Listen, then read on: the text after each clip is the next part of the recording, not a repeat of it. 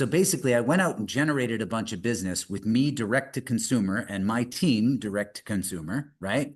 And then we got so caught up processing that business that we were no longer generating any further business. Does that make sense?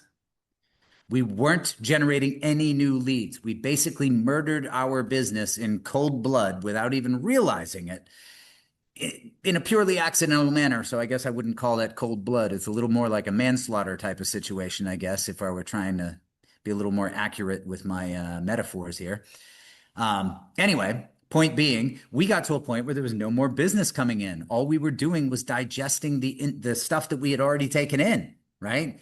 And we got about a year, maybe 15 months into that. And I'm looking around and going, I don't have any upcoming closings on my calendar.